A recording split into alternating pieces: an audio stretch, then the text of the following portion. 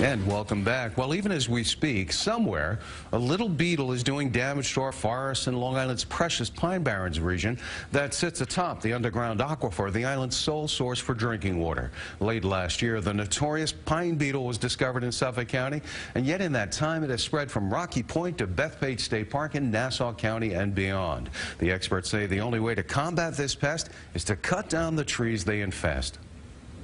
It's almost like cutting out a cancer, you know, like we're stopping the spread by cutting these guys down.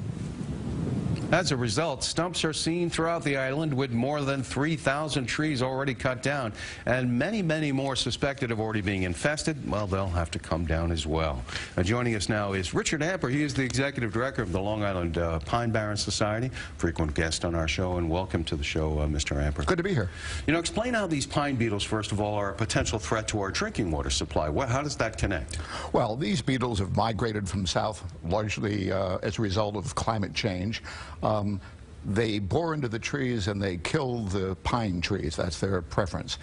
The public put up more than $1 billion to buy up land in the Pine Barrens because the Pine Barrens sit atop our purest drinking water supply.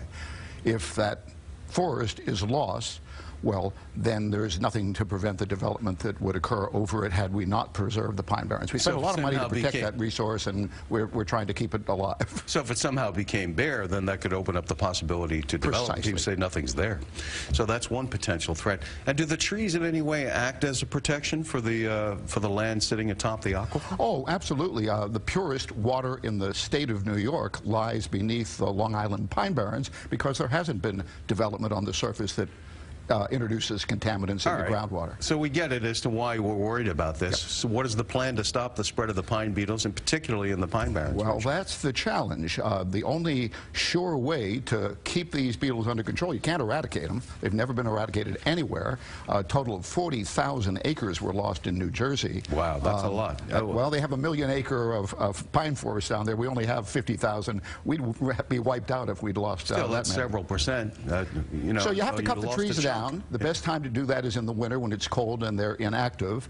And the right solution would be to have a comprehensive plan. You go up, you look from the air, you spot where these things are, you what is called ground truth. You send folks out to be sure that that information is accurate, and then you send in professional foresters to take down the infected trees. And if the weather is too warm, then you have to take the trees that are around it as well. We're really seeking to control the beetles, not so much as to eradicate them. Well, meanwhile, there's been sort of a, I guess it's controversial, a proposal by the state to trade letting loggers take down these infested trees at no cost to the state, which is, you know, always worried about where it's going to get its bucks. That in exchange for allowing them to harvest oak trees on the properties. What do you think of that? I think it's a fundamentally bad idea. The concept is thinning. You want to thin a dense forest because we don't have many fires in the Pine Barrens anymore because people live around them. We've suppressed these fires in the past. The problem is that even that thinning will not resolve the problem of the pine beetle attack. So you really need a program to eliminate the trees. The estimate by the state of New York is that it would take about $3 million a year. Well, the public, you know, ponying up $1 billion for this ecosystem. $3 million is not a whole lot of money, and we're talking to people like Senator Ken LaValle and Assemblyman Steve Engelbright to get $3 million in the budget to preserve the source of our purest drinking water. Why haven't they succeeded so far in getting that? Why not turn to the money? Supposedly we have a lot of money from settlements with Wall Street and even some money coming in from tobacco companies. This is relatively chump change. This is worth so much to the people of Long Island that they have continuously supported referendum after referendum to put up the money it takes to protect the Pine Barrens and these other very important Well, what places. answer do you get from the Department of Environmental Conservation? Oh, they don't have the staff, they don't have the money. I can tell you, you have it when you need it, and Long Island very badly needs this. $3 million to protect $1 billion investment. It would be really foolish to do anything other. You know, where do these pine beetles come from? And, you know, I heard you talking during the break with our previous guest, John Kamen, who also heads up the Superstorm Sandy recovery for New York Rising, that you think it came from the storm? Well, we think it's principally climate change. Now these southern pine beetles, they're called, they have a warmer environment. Now they can move further north. We're beginning to see them in Connecticut now and upstate.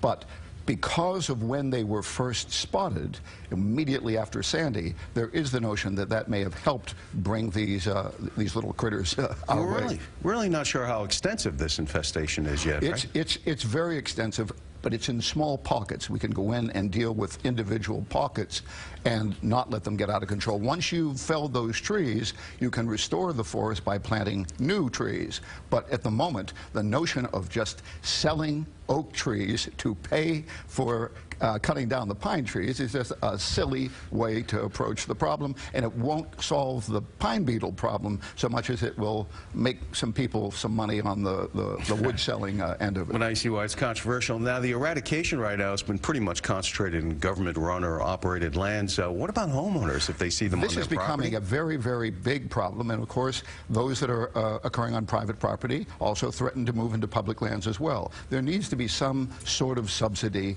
arranged so that homemakers, homeowners, will have the capacity to deal with these little critters. So if I see these beetles on my trees, what am I supposed to do? There's really nothing you can do at the moment. There's no program in place.